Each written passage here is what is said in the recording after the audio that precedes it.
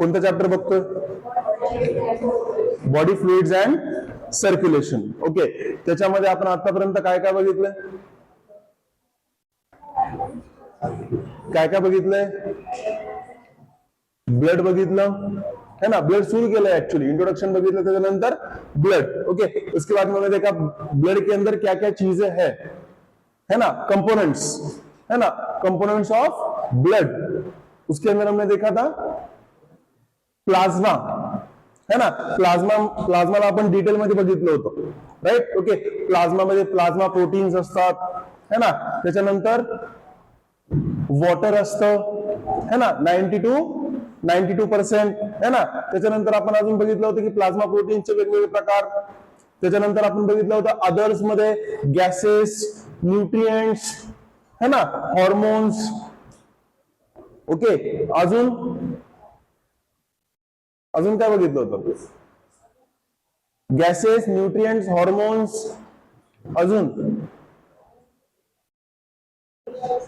Ions, minerals, है ना, अजून वेस्ट, है ना, या सगळ्या गोष्टी बघितल्या होत्या. ओके, त्याच्यानंतर आपण बघितलं होतं की बेसिकली ब्लड, जर सपोज एखाद्या टेस्ट ट्यूब मध्ये ब्लड घेतलं, है ना, त्याला सेंट्रीफ्यूज केलं, सेंट्रीफ्यूज केल्याच्या नंतर खाली काय असतं? खाली काय बसतं? खाली बसतं त्याला आपण काय म्हणतो? पॅलेट, है ना. वर राहतं येलोइश विस्कस फ्लुइड, त्याला आपण काय म्हटलं होतं? प्लाझ्मा, है ना, किंवा त्याला आपण सुपर नेटेंट सुद्धा म्हटलं होतं. या शब्दानं सुद्धा त्याला म्हटलं होतं की त्याला आपण काय म्हणणार? सुपर नेटेंट. डिटेल प्लाझ्मा बद्दल बघितला होता. आता आपल्याला बघायचं आहे फॉर्म्ड एलिमेंट्स बद्दल. कशाबद्दल बघायचं आहे? फॉर्म्ड एलिमेंट्स बद्दल, है ना. चलो देखते हैं फिर आज आपण आज बघणार आहोत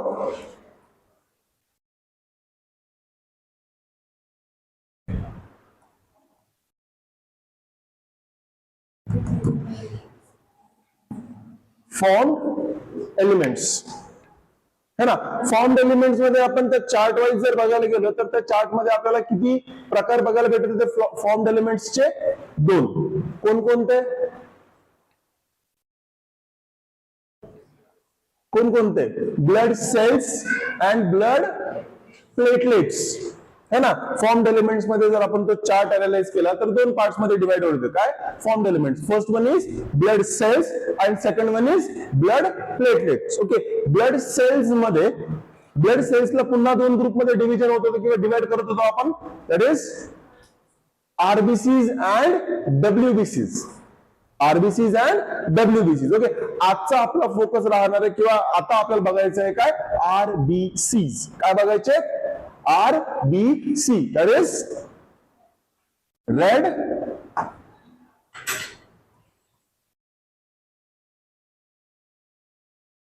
blood cells. काय बघणार आहोत आपण? Red blood cells. Okay, red blood sales साठी अजून एक नाव लिहिलं होतं आपण, इरिथ्रोसाइट्स.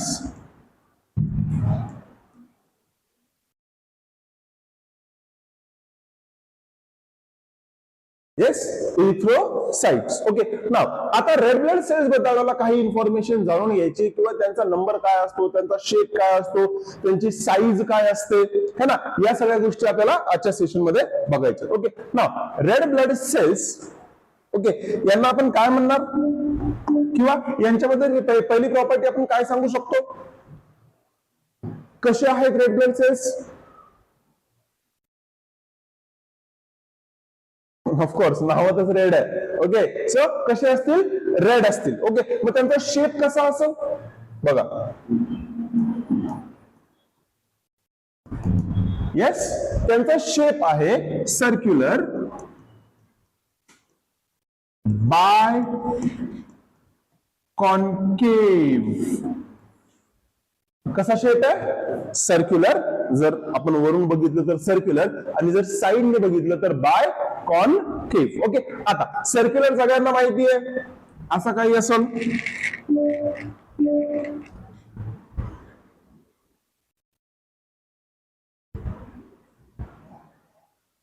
ओके, वेअर एज जर आपण याच रेड ब्लड सेलला साइडने बघितलं तर आपल्याला असा काही शेप बघायला भेटतो.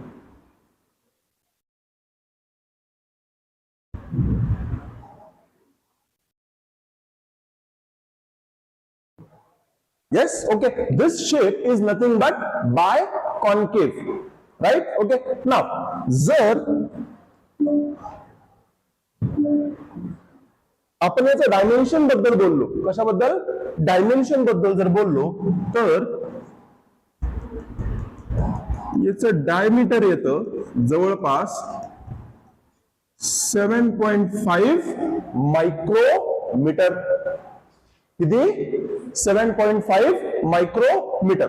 वेअरएज जर आपण याचं असं डायमीटर बघितलं या शेप मध्ये, बायकॉन्केव्ह शेप मध्ये जर बघितलं तर हा येतो जवळपास 2 मायक्रोमीटर.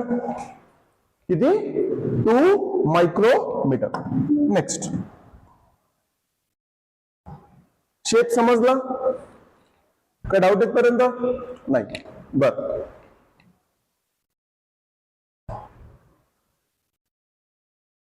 चलो. रेड ब्लड सेल्सचा शेप कसा असतो? That is circular and biconcave. Next, दुसरी महत्वाची गोष्ट आहे की ह्या सेल्स मध्ये हा सेल काही ऑर्गन्सच्या काय असतो? डिवॉइड असतो. म्हणजे या सेल मध्ये काय ऍब्सेंट असतात? काही ऑर्गेनल्स एब्सेंट असतात. Generally whenever we are talking about an animal cell, हमें पता है कि एक प्लाज्मा मेम्ब्रेन होगी. ओके, उस प्लाज्मा मेम्ब्रेन के अंदर क्या होगा? साइटोप्लाज्म होगा, और उस साइटोप्लाज्म के अंदर बहुत सारे सेल ऑर्गेनल्स होंगे. तो यहां पर रेड ब्लड सेल्स के अंदर अगर हम मैच्योर और इमैच्योर रेड ब्लड सेल्स की बात करते हैं तो यहां पर कुछ ऑर्गेनल्स जो होते हैं वो क्या होता है? एब्सेंट होते हैं. ओके, नाउ जर मी बोलतोय immature red blood cells, of course we are talking about human immature red blood cells. Okay, तो ये होते हैं न्यूक्लिएटेड.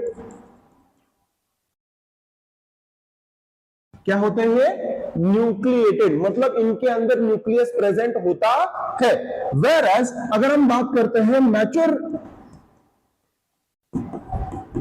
रेड ब्लड सेल्स के बारे में, इनके बारे में मैच्योर रेड ब्लड सेल्स, तो ये होते हैं इन्यूक्लिएटेड. इन्यूक्लिएटेडचा अर्थ होतो न्यूक्लियस काय असेल? एब्सेंट. न्यूक्लियस क्या है यहां पर? एब्सेंट.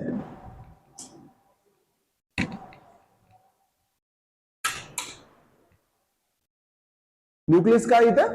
एब्सेंट. ओके, नाउ दुसरी महत्वाची गोष्ट, ह्युमन बिंग्स मध्ये इन्यूक्लिएटेड आरबीसीज आपल्याला बघायला भेटतात. बट काही ऑर्गॅनिझम्स असे आहेत जसे की कॅमल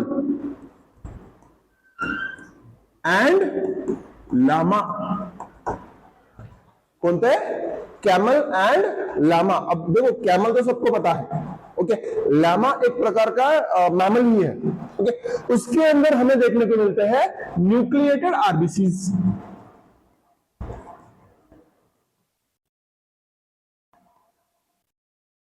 कौन से RBCs? Nucleated red blood sales.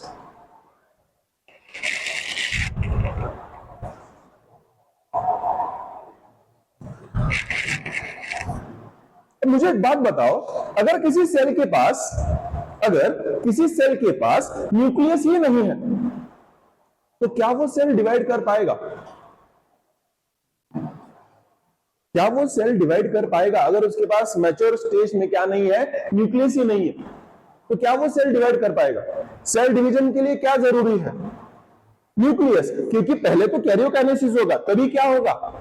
Cytokinesis. Right. Okay, तो यहां पर अगर हम मैच्योर रेड ब्लड सेल्स की बात करते हैं इन ह्यूमंस या फिर इन जनरल मैमल्स, तो वहां पर हमें इस रेड ब्लड सेल्स के अंदर, दैट इज बेसिकली इनको हम नॉन डिवाइडिंग सेल्स भी बोल सकते हैं. क्या बोल सकते हैं? नॉन डिवाइडिंग सेल्स भी बोल सकते हैं. रीजन क्या है? क्योंकि ये क्या है? इन्यूक्लिएटेड. क्या है? इन्यूक्लिएटेड है. इथपर्यंत काय डाऊट? नेक्स्ट, अजून एक महत्वाची गोष्ट, पहिले याचा शेप बघितला, त्याच्यानंतर त्याच्यामध्ये काय असतात काय नसतं बघितलं है ना.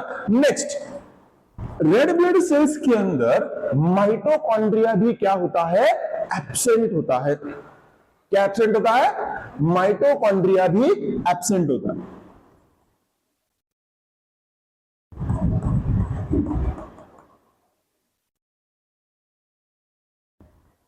ओके, नाउ और एक इंपॉर्टेंट चीज, mitochondria. What is the function of mitochondria?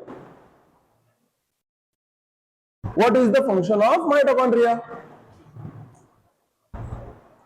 Sir, mitochondria is powerhouse of cell. Very good. And site of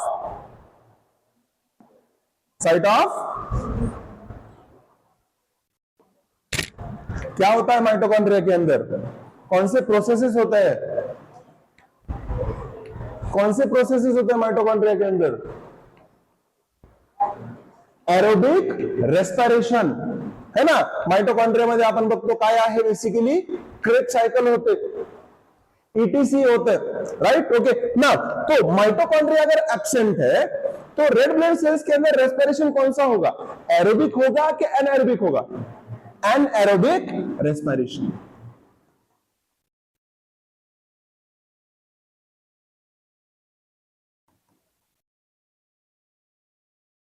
कौन सा रेस्पिरेशन होगा? Anaerobic respiration.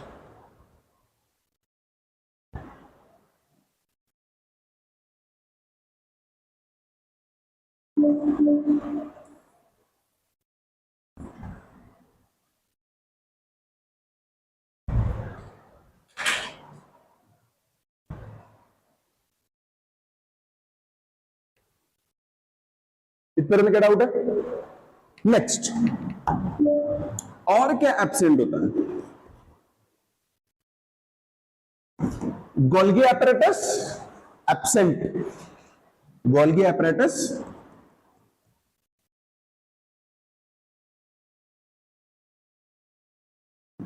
नेक्स्ट,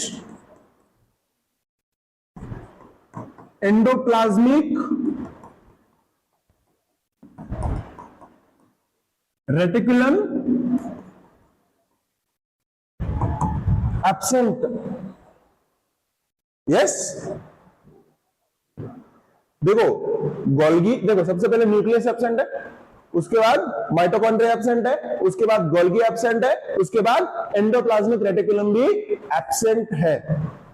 सर बचाई क्या फिर, है ना? राइट, चलो ना, इतना क्या डाउट है? ओके, अब जाहिर सी बात है एंडोप्लाज्मिक रेटिकुलम का यूटिलाइजेशन क्या था, क्या फंक्शन था?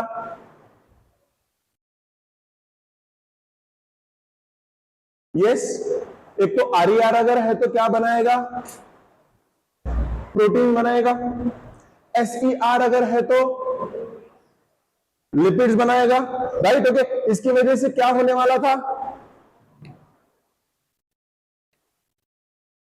यस, सेल को एक स्ट्रक्चर देने का काम भी कौन कर रहा था? Endoplasmic reticulum.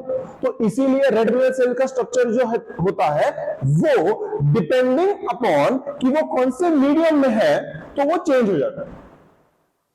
क्वेश्चन करती है। ओके, जो प्लाज्मा मेम्ब्रेन है उसको रिजिडिटी या फिर बेसिकली एक पर्टिकुलर शेप सेल को देने के लिए एंडोप्लाज्मिक रेटिकुलम रिस्पॉन्सिबल है, लेकिन यहां पर एंडोप्लाज्मिक रेटिकुलम ही क्या है? एब्सेंट है। तो इस वजह से हम रेड ब्लड सेल्स के शेप को चेंज होते हुए देख सकते हैं। क्या होते हुए देख सकते हैं? रेड ब्लड सेल्स के शेप को चेंज होते हुए देख सकते हैं, राइट? ओके, कैसे देख सकते हैं? अब इमेजिन करो कि एक आपने फ्लूइड ले लिया,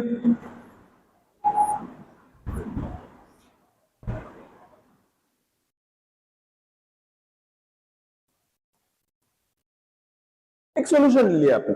ओके, अब इमेजिन करो कि ये सॉल्यूशन के अंदर आपने क्या इंसर्ट कर दिए? Red blood cells. क्या इंसर्ट कर दे? Red blood cells. ओके, अगर सॉल्यूशन कैसा है? हाइपरटॉनिक। हाइपरटॉनिक का मतलब क्या होता है? जिसका कॉन्सेंट्रेशन सेल के साइटोप्लाज्म के कॉन्सेंट्रेशन से कैसा होगा? ज्यादा होगा, right? Okay, the concentration of cytoplasm of red blood cells is lower than that of the solution. तो यहां पर जो साइटोप्लाज्म के अंदर का वाटर है वो कहा जाएगा बाहर, और रेड ब्लड सेल्स का जो शेप है वो चेंज होकर कुछ इस प्रकार बन जाएगा।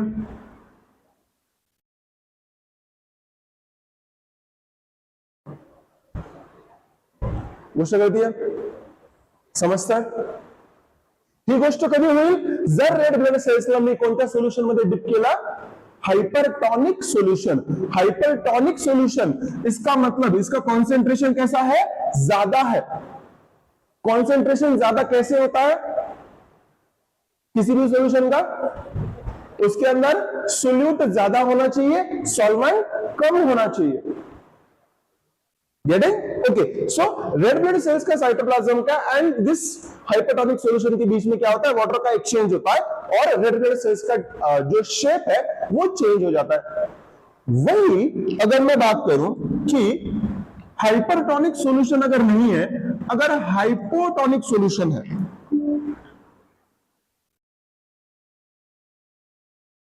कौन सा सॉल्यूशन, हाइपोटॉनिक।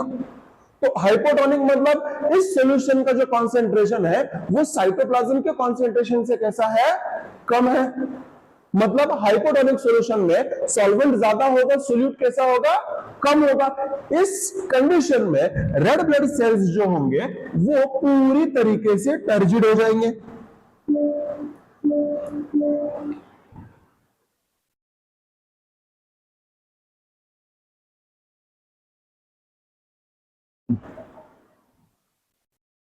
यस, पूरी तरीके से क्या हो जाएंगे, टर्जिड हो जाएंगे, राइट? ओके, आणि हे इथंच थांबणार नाही। जर सोल्युशन खूप जास्त हायपोटॉनिक असेल तर कधी कधी रेड ब्लड सेल्स फुटतील सुद्धा। यस, क्या होंगे वो बेसिकली व्हाट वी कैन से वो पूरी तरीके से डैमेज या फिर what we can say explode भी हो सकते हैं अगर सोल्यूशन बहुत ज्यादा क्या है, हाइपोटॉनिक है। गेटिंग? तो ये सब किसकी वजह से हो रहा है, क्योंकि उसके अंदर क्या नहीं है, एंडोप्लाज्मिक रेटिकुलम नहीं है। गेटिंग? कोई डाउट है यहां तक? नेक्स्ट, चलो ना, जो प्लाज्मा मेम्ब्रेन है, जो रेड ब्लड सेल्स की प्लाज्मा मेम्ब्रेन है, उसके अंदर ये बहुत ज्यादा परमिएबल है। किसके लिए? देखो, the plasma membrane of red blood cells is permeable to bicarbonate ion।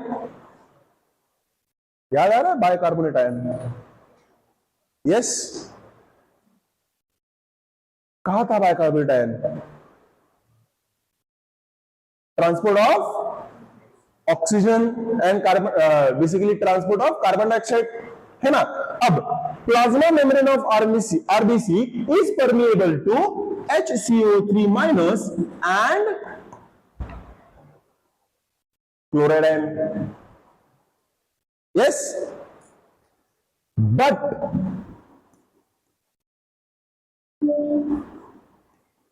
it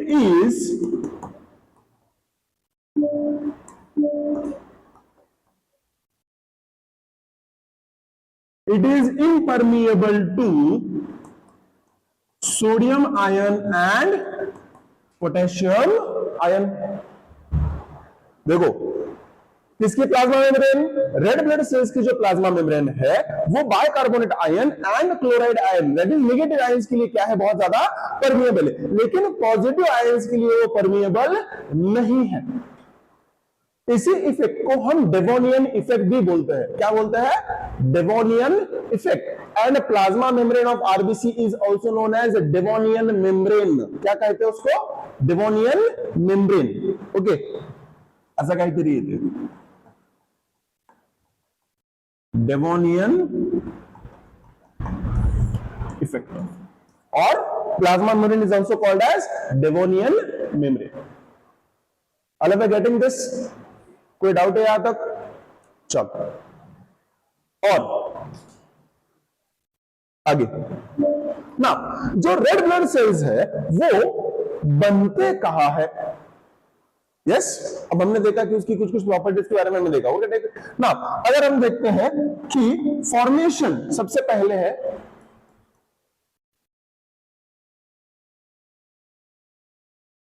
formation of RBC, है ना, आरबीसी का बनना। ओके, उस प्रोसेस को हम कहेंगे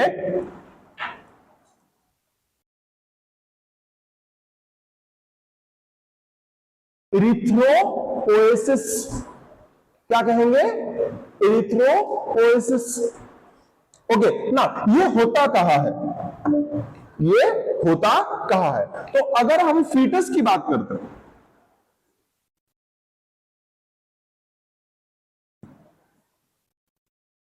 है ना, अजून बाळाचा जन्म झालेला नहीं, एम्ब्रियोनिक स्टेज में या फिर फीटस की अगर बात करते हैं तो वहां पर red blood cells, sorry foetus से अच्छा एम्ब्रियो वर्ड है ना, एम्ब्रियोनिक स्टेज, एम्ब्रियोनिक स्टेज में, एम्ब्रियोनिक स्टेज में रेड ब्लड सेल्स बनते हैं into yolk sac.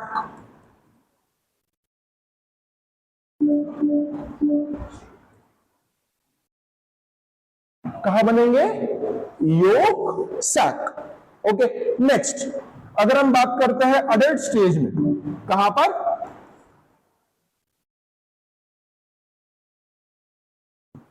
Adult stage में अगर बात करते हैं तो रेड ब्लड सेल्स बनते हैं कहां पर? पता है किसी को? Bone marrow. स्पेसिफिकली अगर देखा जाए तो कौन सा मैरो? Red bone marrow. अब रेड बोन मैरो होता क्या है?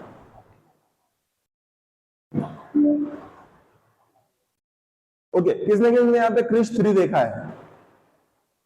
क्रिश 3, उसके अंदर वो विवेक ओबराय का, विवेक ओबराय जो होता है वो इसका रेड बोन मैरो ले लेता है ना, राइट? ओके, किसका?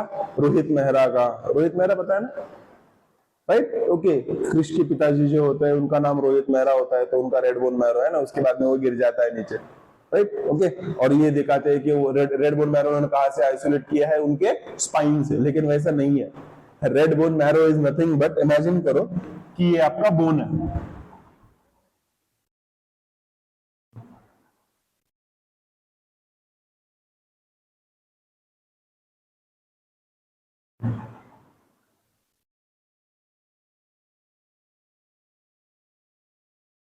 ओके, इमेजिन करो कि ये आपका क्या है?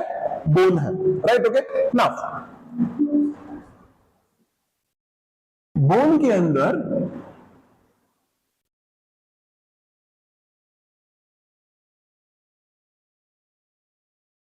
एक कैविटी होती है,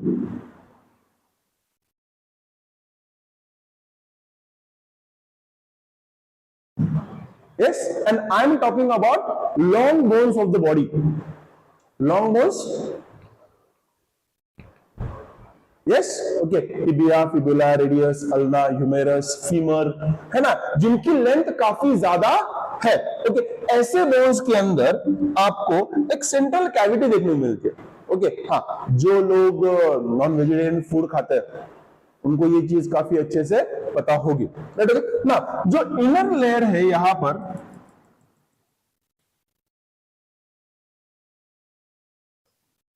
यस, एकदम सेंट्रल कैविटी में आपको कुछ सेल्स देखने को मिलते हैं, that is nothing but haematopoietic stem cells. क्या देखने को मिलता है? Haematopoietic stem sales.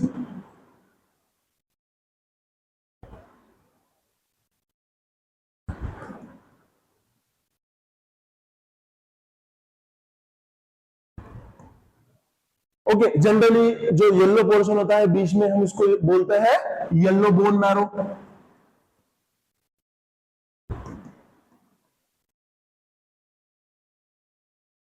Whereas ends में यहां पर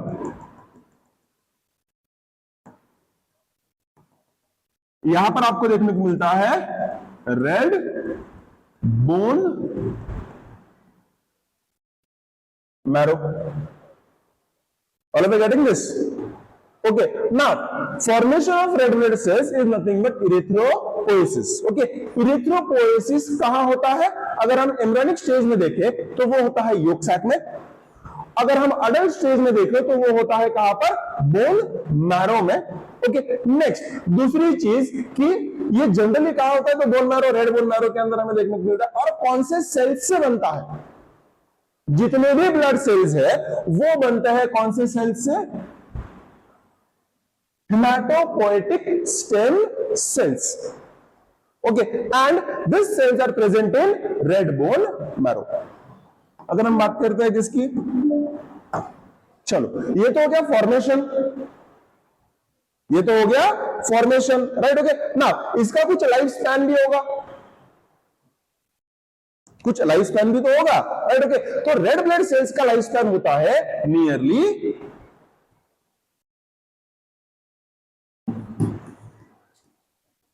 120 डेज। कितना होता है? 120 डेज।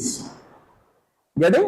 अब कोई रेड ब्लड सेल है, उसने 120 डेज का उसका लाइफ स्पैन का क्या कर लिया? कंप्लीट कर लिया। कोई रेड ब्लड सेल है, उसने क्या कर लिया? उसका 120 डेज का जो लाइफ स्पैन है, 120 डेज नियरली 3 मंथ्स। ओके ना, तो अगर उसने वो लाइफ स्पैन कंप्लीट कर लिया तो उसके बाद वो सेल मर जाएगा, है ना, राइट। ओके मरने के लिए एक लोकेशन है, या फिर मरकर कहां जमा होगा? तो that is nothing but spleen. कौन सा ऑर्गन है? स्प्लीन। कहां प्रेजेंट होता है? एब्डोमिनल कैविटी के अंदर। एब्डोमिनल कैविटी के अंदर जो स्टमक होता है, स्टमक के पीछे एक ऑर्गन है जिसका नाम है स्प्लीन। और उस स्प्लीन को हम कहते हैं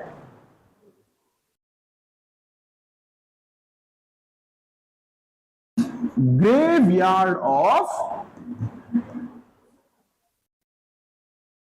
रेड ब्लड सेल्स। क्या कहते हैं उसको हम? Graveyard of red blood cells. Okay कुछ डाउट है यहां तक? नाउ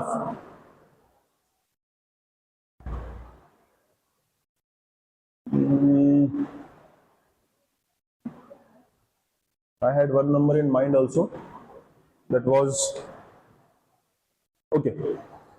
हमने इसके पहले भी कुछ चीजें देखी है, कुछ चीजें समझी है, ओके तो उसको हम थोड़ा सा इसमें और एक बार रिवाइज कर लेंगे। ओके ये समझ में आया? कोई डाउट है यहां तक? चलो नेक्स्ट।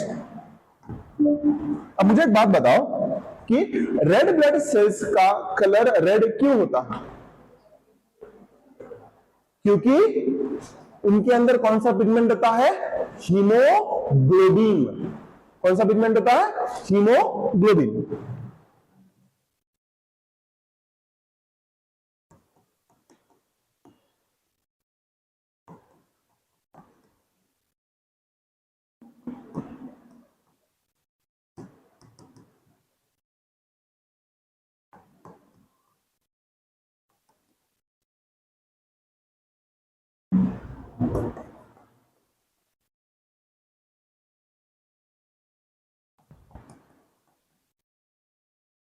यस चलो नाउ अब हीमोग्लोबिन के बारे में कुछ बात करते हैं।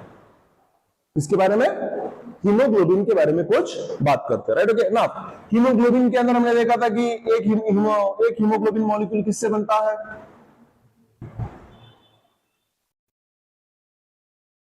One haemoglobin molecule is made up of 4 heme group and 4 polypeptides। Generally 4 haem group तो समझो उस पॉलीपेप्टाइड का पार्ट होता है, लेकिन चलो हम सीधा लिख सकते हैं 4 polypeptides.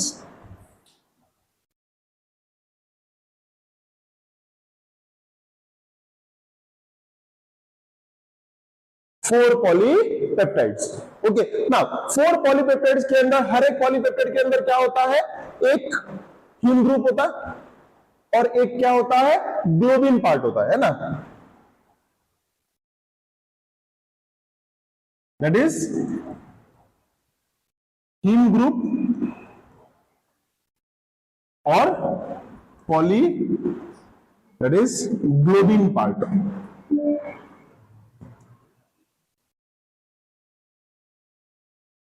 Yes, okay. Now haem group के अंदर जनरली क्या होता है,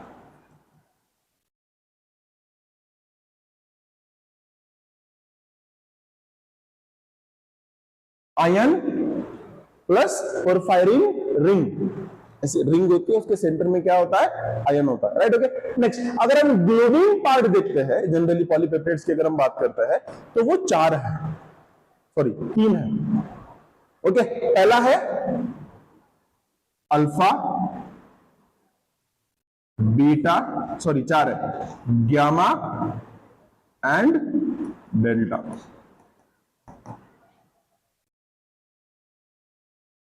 यस, अगर हम ग्लोबिन या फिर 4 पॉलीपेप्टाइड्स की बात करते हैं, वो कितने हैं, alpha, beta, gamma, delta. Okay, अगर हम अल्फा की बात करते हैं तो वो अल्फा जो होता है वो लगभग होता है कितने अमीनो एसिड का, 146 अमीनो एसिड्स का। कितना, 146 amino acids. Whereas beta, gamma, delta सभी जो है वो लगभग 141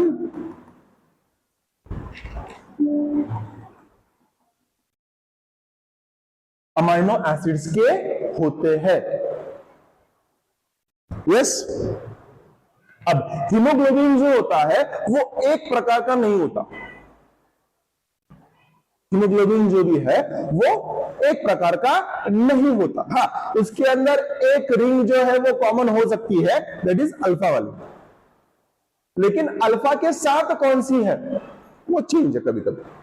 ओके, जनरली अगर हम मैच्योर या फिर what we can say mature लोगों की अगर बात करते हैं, ओके, मैच्योर ब्लड या फिर ऐसा पर्सन, अडल्ट पर्सन के अंदर जो ब्लड है उसके अंदर हीमोग्लोबिन की अगर बात करते हैं तो जनरली हीमोग्लोबिन के अंदर हमें 4 चेंज देखने को मिलते हैं, दैट इज, देखो,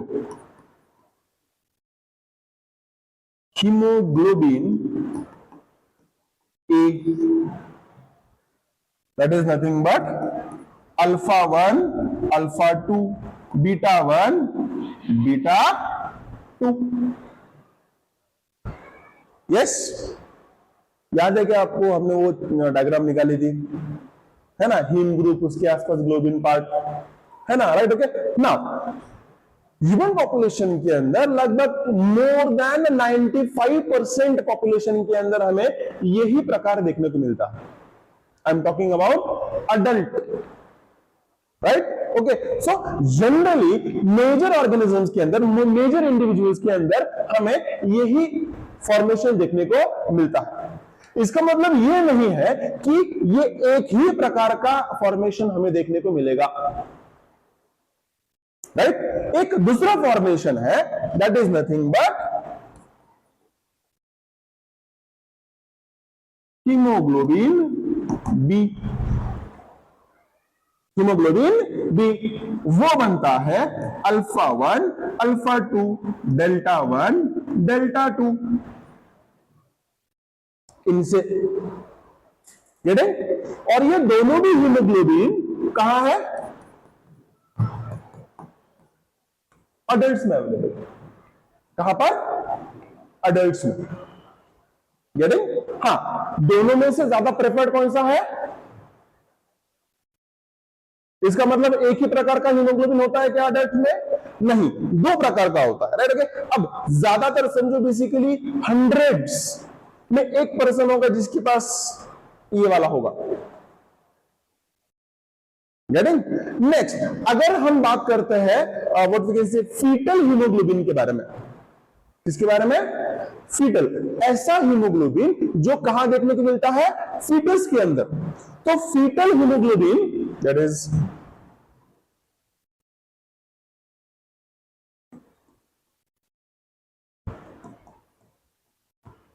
फीटल हीमोग्लोबिन बनता है 4 चेन से वापस, alpha 1, alpha 2, gamma 1, gamma 2।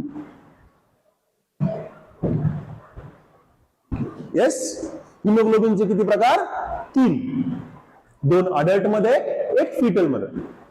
Okay ना, फीटल हिमोग्लोबिन के अंदर alpha 1, alpha 2 and gamma 1, gamma 2। ऐसा क्यों होता है, कोई बता सकता है ऐसा क्यों होता है? ओके ना, देखो, ओके इसको नोट डाउन कर लो, सबसे पहले तो इसको नोट डाउन कर लो, है ना। सर आप चले ही जा रहे हो, चले ही जा रहे हो, चले ही जा रहे हो, रुकने का नाम नहीं ले रहे हो, है ना। Note it down.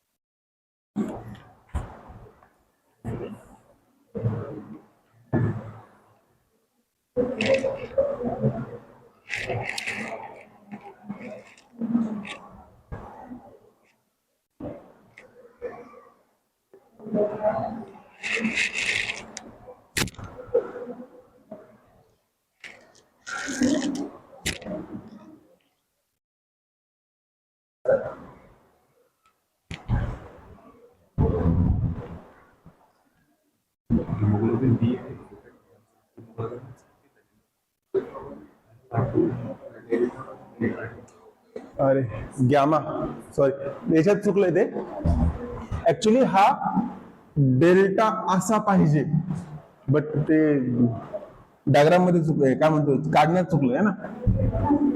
गॅमा असा काहीतरी आहे ना, तो गॅमा कसं काढतात, असंच काहीतरी आहे ना, असं आहे ना काहीतरी, आणि डेल्टा असा आहे।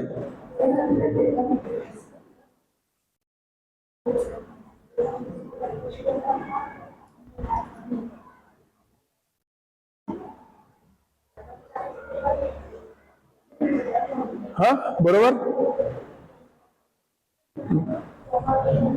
पुन्हा एकदा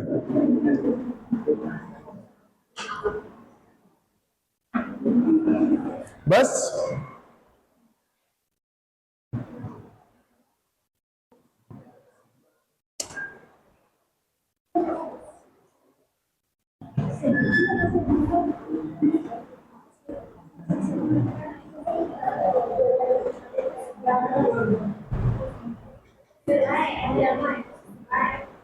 सिग्मा,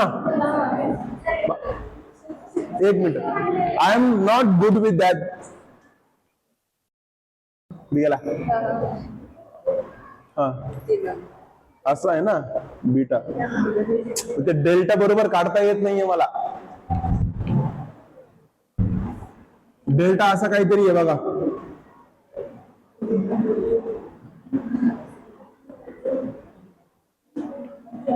है ना, डेल्टा 1, डेल्टा 2, गॅमा 1, मी मराठीतले 4 काढतो। ओके डन, यहाँ तो कोई डाउट है, चलो हा लिहून झाला असेल तर सांगा, मला एक गोष्ट एक्सप्लेन करायची आहे तुम्हाला, फीटल हिमोग्लोबिन आणि अडल्ट हिमोग्लोबिन मध्ये फरक काय आहे किंवा का आहे, है ना।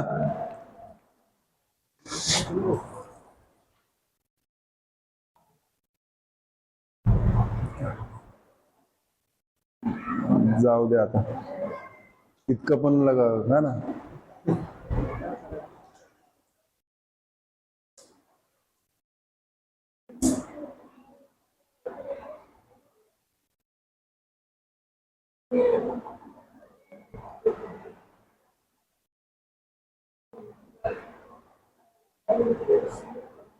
चलो done.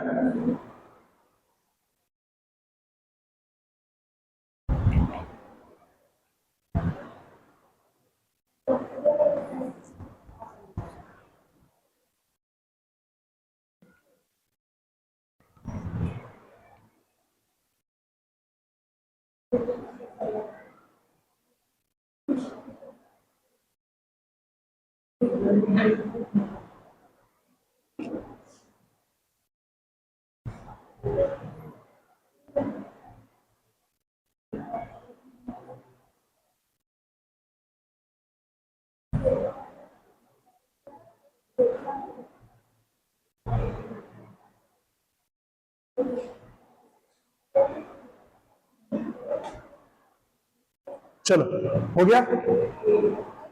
Now the point is इधर ध्यान दो एक मिनट. ओके, जो फीटल हीमोग्लोबिन है, जो फीटल हीमोग्लोबिन है, उसकी ऑक्सीजन के लिए एफिनिटी नॉर्मल हीमोग्लोबिन से कैसी है? ज्यादा है. Yes, fetal hemoglobin has higher affinity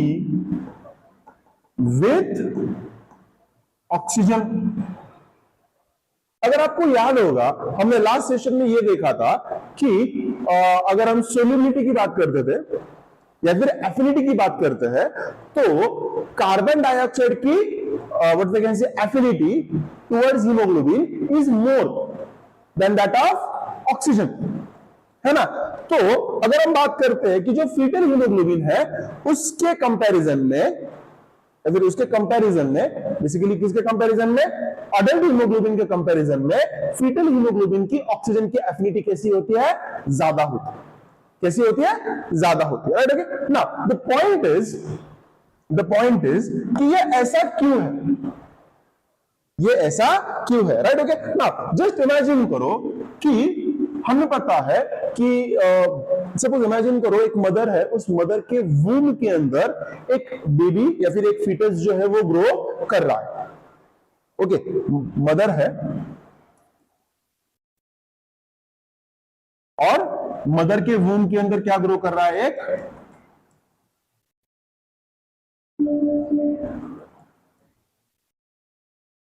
foetus grow कर रहा है. राइट. ना द पॉइंट इज कि मदर का हीमोग्लोबिन, देखो मदर के ब्लड का काम है कि फीटस को क्या प्रोवाइड करना? ऑक्सीजन प्रोवाइड करना. और फीटस, मैंने जैसे कि लास्ट सेशन में कहा था कि फीटस जो है जब तक उसका बर्थ नहीं होता तब तक वो क्या नहीं कर सकता? इनहेलेशन एंड एक्सहेलेशन, ब्रीदिंग नहीं करता. तो फीटस की जो भी ऑक्सीजन की रिक्वायरमेंट है ये कौन फुलफिल करता? मदर. ओके, अब मदर के बॉडी के अंदर जो हीमोग्लोबिन है, आरबीसी के अंदर जो हीमोग्लोबिन है वो क्या है? That is suppose alpha 1, alpha 2, beta 1, beta 2. Right. Okay, अब इसकी एफिनिटी ऑक्सीजन के साथ में है. राइट. ओके, ना ये मदर का ब्लड फीटस के तरफ प्लासेंटा के आसपास जाएगा. क्या लेके जाएगा? ऑक्सीजन लेके जाएगा. राइट. ओके, अगर फीटस का ब्लड भी ऐसा ही होता, इफ फीटस का ब्लड भी कैसा होता? अल्फा 1, अल्फा 2, बीटा 1, बीटा 2 वाला ही होता, तो इन दोनों की ऑक्सीजन के लिए एफिनिटी कैसी होती? सेम. राइट. तो क्या मदर के ब्लड से O2 बाहर निकलकर फीटस में जाता? नहीं.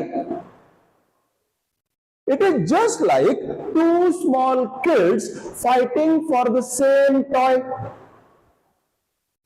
दो छोटे बच्चे हैं, उनको एक ही खिलौना खेलना है. Get it? ओके, नाउ अगर मदर का जो हीमोग्लोबिन है वो अल्फा 1 अल्फा 2 बीटा 1 बीटा 2 है एंड फीटस का भी अगर सेम होता तो दोनों की ऑक्सीजन की एफिनिटी कैसी होती? सेम। अब इसके पास तो ऑक्सीजन है, इसके पास तो ऑक्सीजन है, तो ये आगे क्यों देता? Getting? Okay, now generally foetus के अंदर या फिर फीटस का हीमोग्लोबिन कैसा होता है? Alpha 1 alpha 2 beta 1 beta, sorry beta नहीं है, गामा 1 गामा 2 है। तो इसकी एफिनिटी ऑक्सीजन के लिए कैसी है? ज्यादा। ये ऑक्सीजन को ज्यादा पसंद करता है कंपेयर टू अडल्ट हीमोग्लोबिन। तो यहां पे क्या होगा? या फिर ऑक्सीजन इसको कम पसंद करता है, इसको ज्यादा पसंद करता। गेटिंग? मम्मी मौसी है ना, right? Okay, so the point is कि ऑक्सीजन यहां से रिलीज होगा और कहा जाएगा? फीटस के पास जाएगा। तो हमारा जो ट्रांजैक्शन है मदर से फीटस को क्या जाना चाहिए? ऑक्सीजन जाना चाहिए। वो इस एफिनिटी के डिफरेंस की वजह से हो पाता है, नहीं तो नहीं हो पाता। गेटिंग? समझते हैं? जलेबी एंड गुलाब जामुन दोनों भी स्वीट है, लेकिन ज्यादा प्रेफर्ड क्या है? गुलाब जामुन। तो इसीलिए मदर के ब्लड से ऑक्सीजन निकल के कहा जाएगा? फीटस के अंदर जाएगा। Why it is possible? क्योंकि the difference between the affinities for oxygen. Getting? समझ में आ रहा है? कोई डाउट है यहां तक? नेक्स्ट, ये तो हो गया हीमोग्लोबिन के बारे में।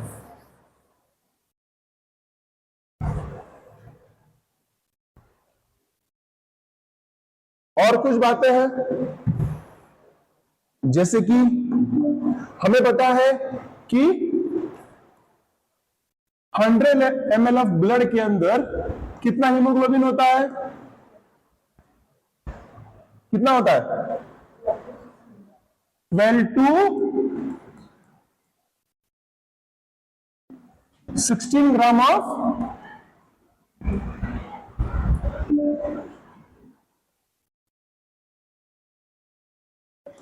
हीमोग्लोबिन होता है, right? Okay,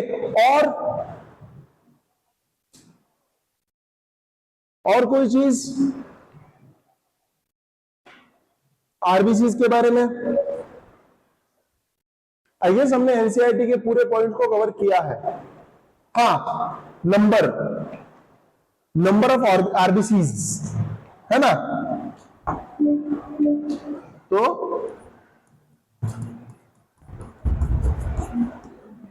number of red blood cells is nothing but 5 to 5.5 million per mm cube, है ना? अब जाहिर सी बात है ये फीमेल्स के अंदर 4 to 4.5 ऐसा कुछ होगा, राइट? ओके, हाँ, चिल्ड्रंस के अंदर ज्यादा होगा, छोटे बच्चों के अंदर ये कैसा होगा? काफी ज्यादा होगा। नेक्स्ट, हाँ, एक इंपॉर्टेंट चीज है, most abundant cells of the blood कौन से है? Red blood cells. कौन से है? Red blood cells, most abundant.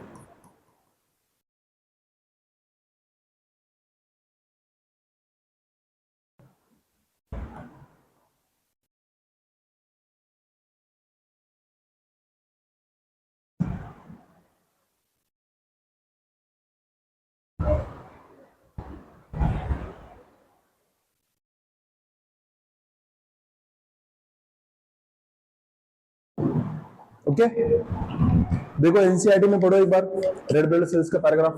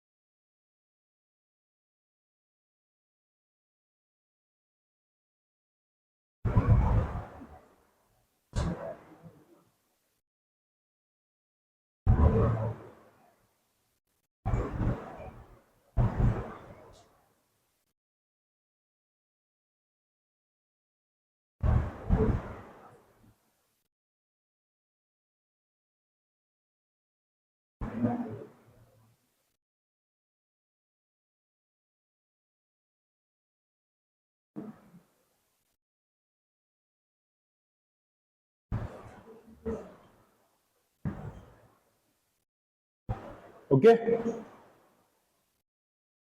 कुछ बचा है?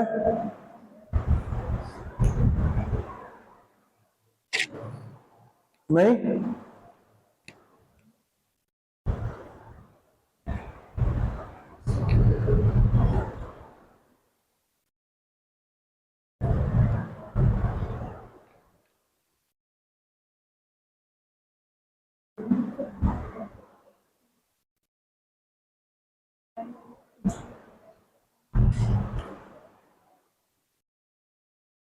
काही डाऊट आहे का त्याच्यामध्ये? एखादा शब्द समजला नाही, काही गोष्टी कळाल्या नाहीत?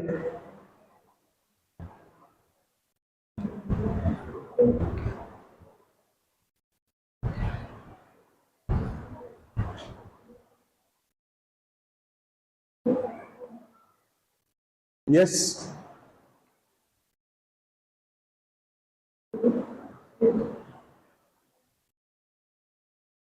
चलो, अगर वो हो चुका है तो हम अगले सेल्स की तरफ बढ़ते हैं। अगले सेल्स का नाम है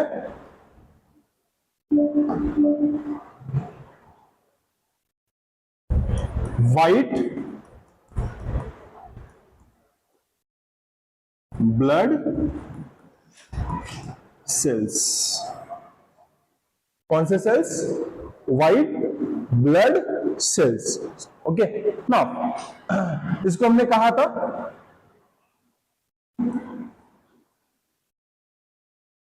ल्यूकोसाइट्स। क्या कहा था? ल्यूकोसाइट्स। ओके, तो जाहिर सी बात है कि अगर से रेड ब्लड सेल्स का कलर रेड था तो व्हाइट ब्लड सेल्स का कलर होना चाहिए, है ना? नहीं, तो व्हाइट ब्लड सेल्स कैसे होता है? कलरलेस।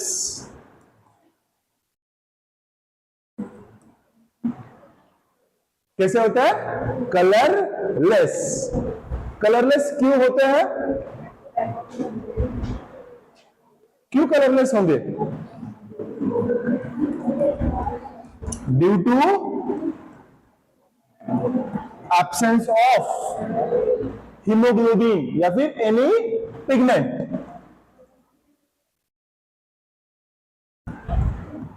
चलो, इनमें हीमोग्लोबिन नहीं होता या फिर कोई और पिगमेंट भी नहीं होता, इसीलिए ये क्या है? कलरलेस है। Right? Okay, now red blood sales को हमने कहा था कि वो क्या है? इन्यूक्लिएटेड है। क्या है? इन्यूक्लिएटेड है। इन्यूक्लिएटेड मतलब उनके अंदर न्यूक्लियस नहीं है। लेकिन अगर हम व्हाइट ब्लड सेल्स की बात करते हैं तो इनके अंदर न्यूक्लियस होता है। Okay, these are nucleated sales.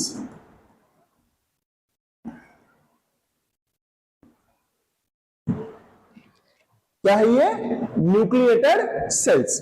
Okay, अगर हम इनके नंबर की बात करते हैं तो ये लगभग कितना है? 6000 से लेकर 8000 पर mm³ कितने? 6000 से लेकर 8000 पर mm³।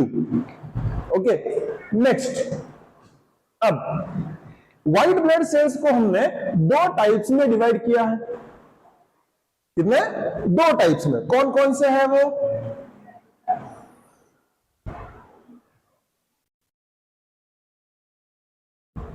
Granulocytes and अग्रेन्युलोसाइट्स।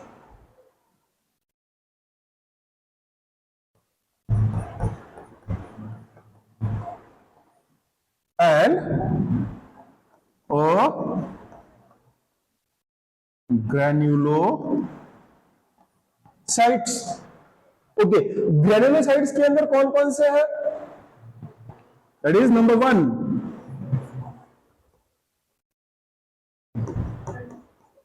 एसिडोफिल्स, उसके बाद में basophils and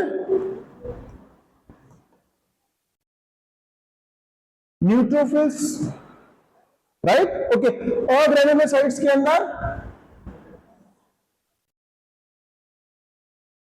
monocytes and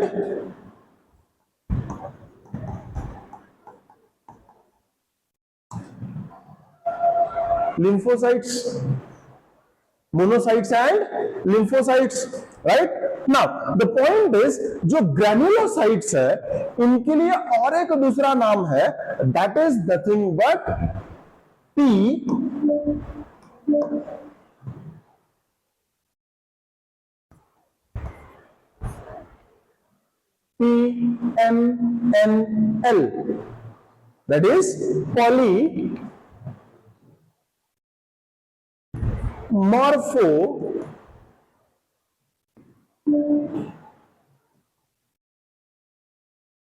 nuclear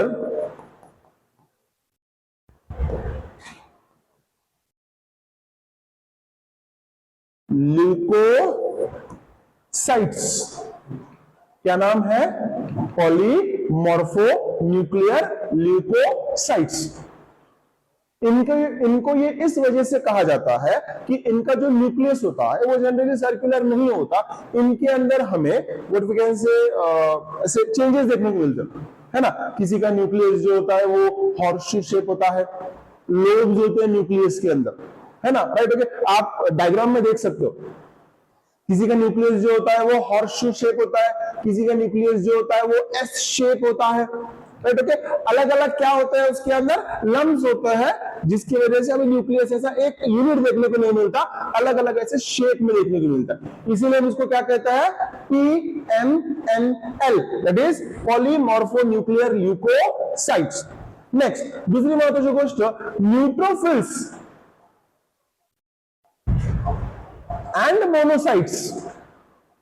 हालांकि ये एक ग्रेन्युलोसाइट में है, दूसरा अग्रेन्युलोसाइट में। Neutrophils and monocytes. Okay, neutrophils जिनका नंबर जनरली WBC में सबसे ज्यादा होता है, 60 to 65% हमें क्या देखने को मिलता है? न्यूट्रोफिल्स देखने को मिलता है, राइट? ओके, नाउ न्यूट्रोफिल्स जिनका नंबर सबसे ज्यादा होता है दैट इज 60 to 65, उसके साथ में अगर मोनोसाइट्स अगर हम ऐड कर दे तो ये दोनों के पास एक प्रॉपर्टी है, उस प्रॉपर्टी का नाम है phagocytosis.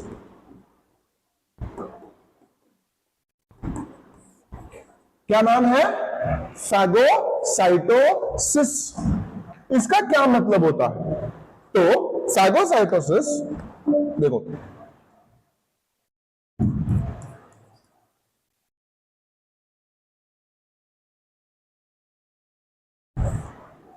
Right? Okay, now imagine करो कि एक सेल है,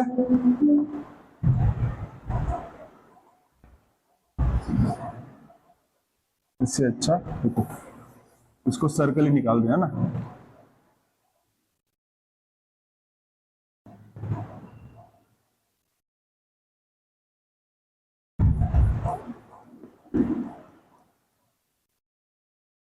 ओके ना, इमेजिन करो कि ये क्या है, एक फैगोसाइटिक सेल है। ये क्या है, एक फैगोसाइटिक सेल है, और हमारे बॉडी के अंदर कोई पैथोजन आ जाता है।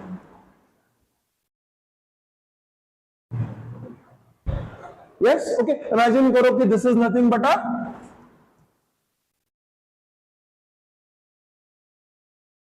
बैक्टीरिया। ये क्या है, बैक्टीरिया है, राइट। ओके नाउ, अब ये एक फैगोसाइटिक सेल है।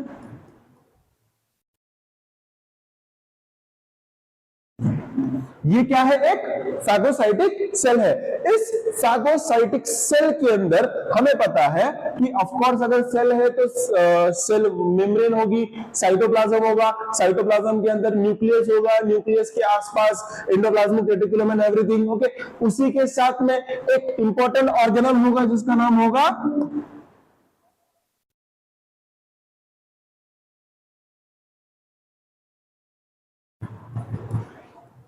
लाइसोसोम। क्या नाम है, lysosome, right. Okay now the point is कि ये जो फैगोसाइटिक सेल है, ओके, अब जाहिर सी बात है अगर हमारे बॉडी के अंदर पैथोजन आएगा तो पैथोजन कुछ प्रिंट छोड़ेगा। Okay, not footprint, but generally कोई भी केमिकल्स को वो क्या करेगा, स्प्रेड करेगा। तो उन केमिकल्स का पीछा करते हुए एक कीमोटैक्टिस की मदद से क्या होता है, ये फैगोसाइटिक सेल जो है उस बैक्टीरिया को पकड़ता है, उसका पीछा करता है। पीछा करने के बाद उसको एंगल्फ करता है। क्या करता है, एंगल्फ। अब एंगल्फ का मतलब क्या होता है, देखो इमेजिन करो कि कुछ इस प्रकार,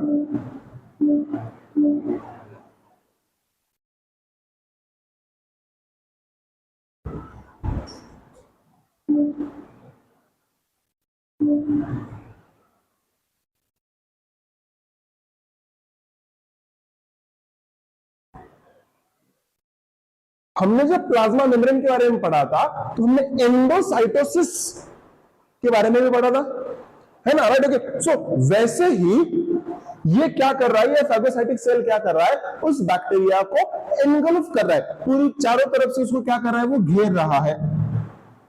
अब घेरने के बाद होगा क्या, देखो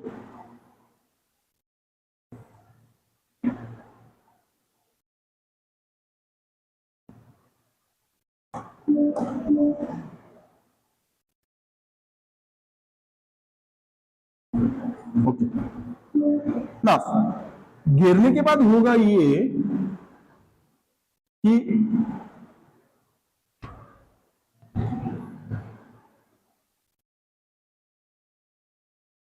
एक वेसिकल टाइप होगा, उस वेसिकल के अंदर एक बैक्टीरिया पकड़ा जाएगा। गेटिंग, एंडोसाइटोसिस किया है, राइट। ओके नाउ ये हो गया हमारा फैगोसोम। क्या हो गया, फैगोसोम, राइट। ओके, अब बाहर से पकड़ के साइटोप्लाज्म के अंदर उसको ले लिया, राइट। ओके, एंडोसाइटोसिस कर लिया। अब एंडोसाइटोसिस करने के बाद वो बेसिकली एक वेसिकल में उसने क्या किया, उस बैक्टीरिया को पकड़ लिया। Now, the phagosome is fused with lysosome. Phagosome को फ्यूज किया जाता है किसके साथ में, लाइसोसोम के साथ में। अब हमें पता है कि लाइसोसोम के अंदर क्या है, lytic enzymes, that is hydrolytic enzymes, है ना। देखो बैक्टीरिया है, बैक्टीरिया किससे बना होगा, बायोमोलिक्यूल से बना होगा, है ना, कार्बोहाइड्रेट से बना होगा, प्रोटीन से बना होगा, राइट। ओके ना, कार्बोहाइड्रेट को ब्रेक करने के लिए एंजाइम्स किसके पास है, लाइसोसोम्स। प्रोटीन को ब्रेक करने के लिए एंजाइम्स किसके पास है, लाइसोसोम्स। लिपिड्स को ब्रेक डाउन करने के लिए एंजाइम्स किसके पास है, लाइसोसोम। तो हमने क्या कर दिया, बेसिकली फैगोसाइटिक सेल ने क्या कर दिया, बैक्टीरिया को उस लाइसोसोम के साथ में मर्ज अप कर दिया। ना हमारे पास एक बॉडी हो गई, जिस बॉडी के अंदर एक तो सबसे पहले बैक्टीरिया है या फिर पैथोजन है इन जनरल, ओके, उसके साथ में वहां पर क्या है, लाइसोसोम के क्या है, एंजाइम्स भी है। Yes, getting? तो इस स्ट्रक्चर को हम कहेंगे फैगोलाइसोसोम। क्या कहेंगे?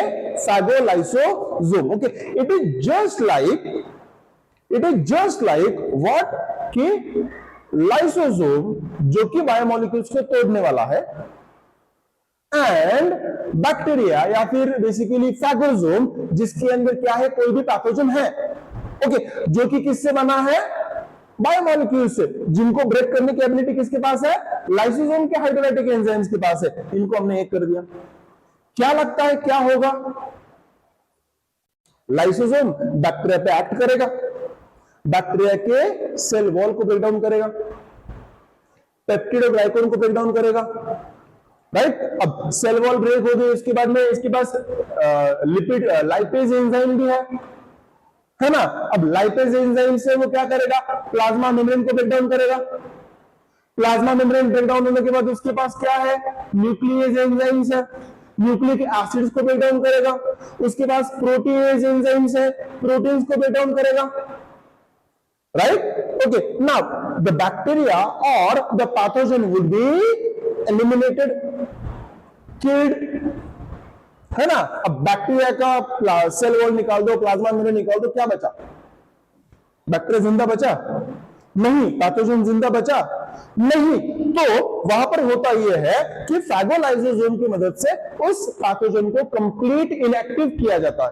अब जाहिर सी बात है कुछ ऐसी चीजें होंगी जिनको लाइसोसोम डाइजेस्ट नहीं कर पाएगा, उनको बाहर फेंक दिया जाएगा, या फिर जो भी चीजें यहां पर बनी है, ऑफ कोर्स कार्बोहाइड्रेट को ब्रेक डाउन करने के बाद मोनोसैकराइड बनेंगे, वो मैंने मोनोसैकराइड से भी यूज कर लेगा। प्रोटीन को ब्रेक डाउन करने के बाद अमीनो एसिड मिलेंगे, तो वो अमीनो एसिड कौन यूज कर लेगा? सेल। न्यूक्लिक एसिड्स को ब्रेक डाउन करने के बाद न्यूक्लियोटाइड्स मिलेंगे, कौन यूज करेगा? सेल। गेटिंग? तो this is nothing but the process of phagocytosis. This is nothing but the process of phagocytosis. All of you getting this? Next, now ये कौन करता है? Neutrophils and monocytes. अगर हम बात करते हैं बेसोफिल्स की, किसकी बात करते हैं? बेसोफिल्स की। तो बेसोफिल्स ऑफ कोर्स ग्रैन्युलोसाइट्स है, उनके अंदर कुछ ग्रैन्यूल्स होंगे, उन ग्रैन्यूल्स के अंदर कुछ चीज भरी होंगी, that is nothing but histamine, serotonin,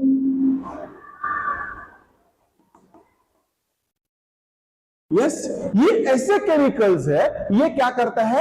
inflammation को कॉज करता है। किसको कॉज करता है? इन्फ्लामेशन को कॉज करता है। Causes what?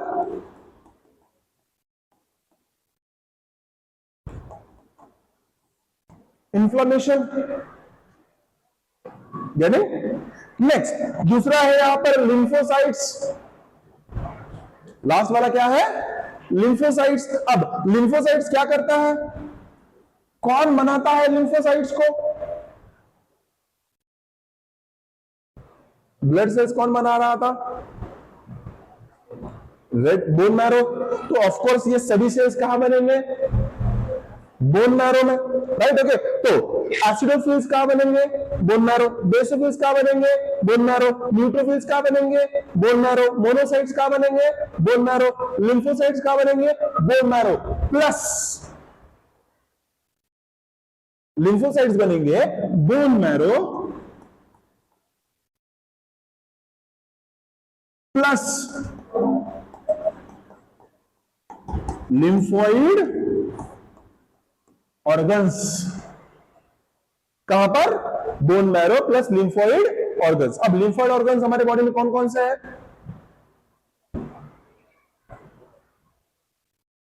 Thymus, yes, lymph nodes, yes, okay. तो वहां पर भी क्या होगा? बेसिकली जो लिम्फोसाइट्स है वो बनेंगे या फिर डिफरेंशिएशन होगा उनका, राइट? नाउ हमारे बुक में ना परसेंटेज दिया गया है एक एक सेल का।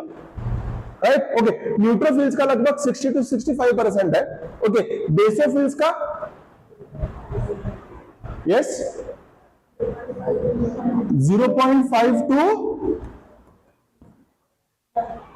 1। एसिडोफिल्स का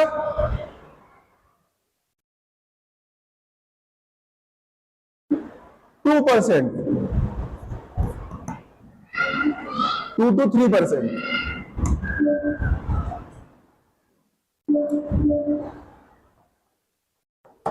नेक्स्ट मोनोसाइट्स का 6 to 8%।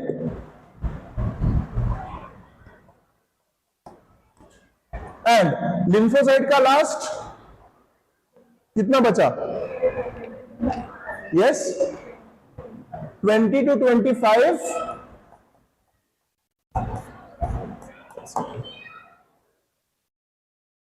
गेटिंग? सबसे ज्यादा न्यूट्रोफिल्स, सबसे कम बेसोफिल्स, है ना। आई गेस बेसोफिल्स के अंदर हिस्टामिन, सेरोटोनिन और उसके साथ में और एक केमिकल है,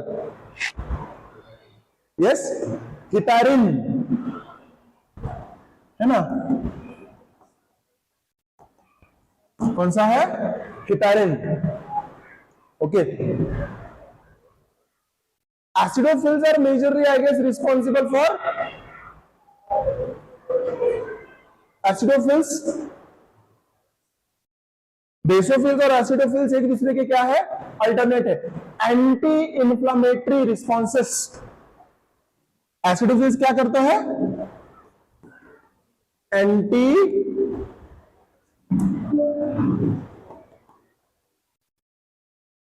इंफ्लामेटरी रिस्पॉन्सेस। ओके, एक मिनट, मैं जस्ट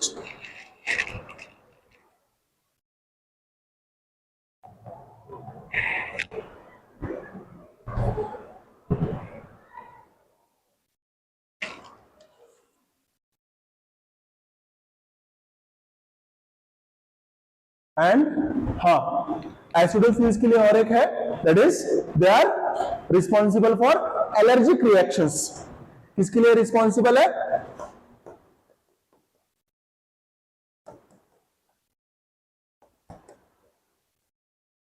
एलर्जी को हम क्या कहेंगे? हाइपर सेंसिटिविटी, है ना। आईएस हमने लास्ट सेशन में व्हाट वी कैन से एक डिसीज के बारे में बात की थी, दैट वाज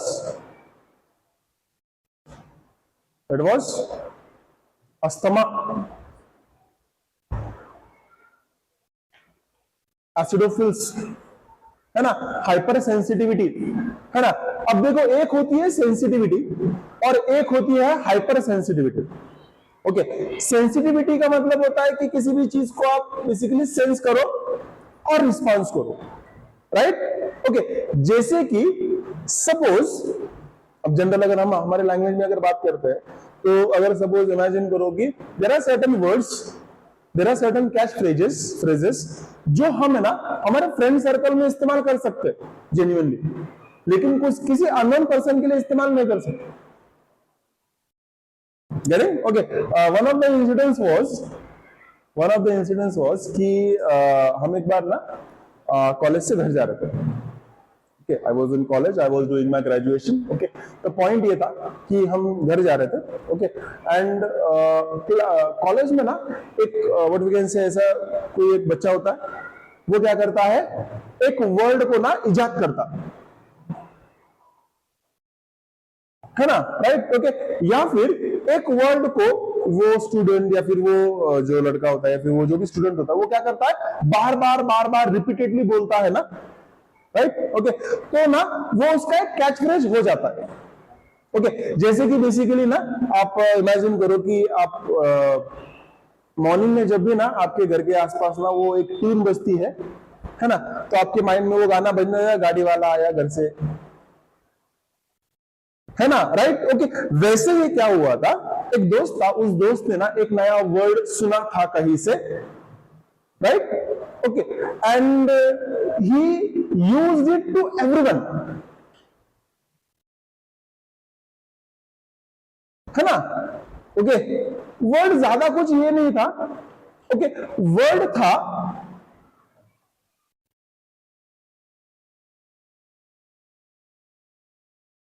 यस, क्या नाम था? हरि। कुछ ज्यादा ऑफेंस लेने वाली बात है क्या? राइट, ओके, लेकिन पॉइंट क्या हुआ कि उसने सबको हरि हरि हरि हरि बोलना शुरू कर दिया, right? Okay, now the point is कि जो बोलता था ना, उसने वो इतना ओवरडू कर दिया कि हम उसको चिढ़ाने लगे हरि बोल के। Yes, now the point is कि कॉलेज खत्म हो चुका है, सब घर जा रहे हैं, सब घर जा, अब कॉलेज के जोक्स जो है वो कॉलेज में छोड़ देने चाहिए, राइट? हम में से एक पर्सन ने वो जोक को कैरी फॉरवर्ड किया घर तक,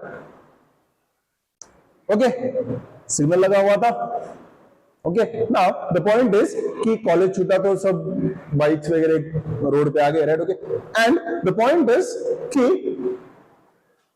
वो जो पर्सन है जिसको बाद में इस वर्ड का बहुत नुकसान हुआ, ओके, वो बैठा था ए साइड में, ओके, उसके बीच में एक है ना मोटरसाइकिल वाले लोग थे, ओके, और उसके एकदम पीछे साइड में वो लड़का था जिसको नहीं चिढ़ाते थे, राइट? तो जैसे ही सिग्नल छूटा एवरीबडी स्टार्टेड मूविंग, और वो जो पर्सन है वो ऐसे ऐसे अंदर आ रहा था, अब आ रहा था अंदर और उसको भी टर्न मारना था, तो ये दोनों एक दूसरे के बहुत नजदीक हो गए, और ये जो बीच वाला पर्सन है ये इन दोनों के बीच में आ गया। तो इस पर्सन ने थर्ड पर्सन को कहा कि अरे हम ना वाशिंदा घरी, तो ये फ्रेज हो गया, राइट? ये किसने किससे कहा? ए पर्सन ने बी पर्सन से कहा, सी पर्सन को लगा कि वो किसको कहा गया है? उसे कहा गया है। नाउ दे स्टार्टेड, अब बेसिकली उसने ट्रैफिक में तो बोल दिया, okay, now the point is कि ये थोड़ा सा स्कूटी पे था तो वो रुक गया, और जो बोल के गया था उसके पास थोड़ी सी बड़ी गाड़ी थी तो वो आगे निकल गया, okay. Now the C person, जिसको पता भी नहीं है कि इसका मीनिंग क्या है, वो पर्सन उस पर्सन का पीछा कर रहा है। हाउ कैन यू कॉल मी? और आगे जाके गार्डन वगैरह था, यहां पे उसने गाड़ी वगैरह लगाई, ये पर्सन जाके वहां पे उसको झगड़ा करा, तुम दाखवू को हरि कोण असतं काय असतं तो, राइट? ओके, सो बाद में हम सारे लोग जो है वहां पे जाके खड़े हो गए, लाइक कि क्या हुआ? तो द टर्म वाज, अब छोटा सा टर्म है, ऑफेंस लेने वाली कोई बात है, हालांकि उसको कहीं भी नहीं थी, फिर भी नहीं, राइट? ओके, तो ये एक्सपीरियंस जो हमने देखा, तो इस एक्सपीरियंस को हम रिलेट कर सकते हैं हाइपर सेंसिटिविटी।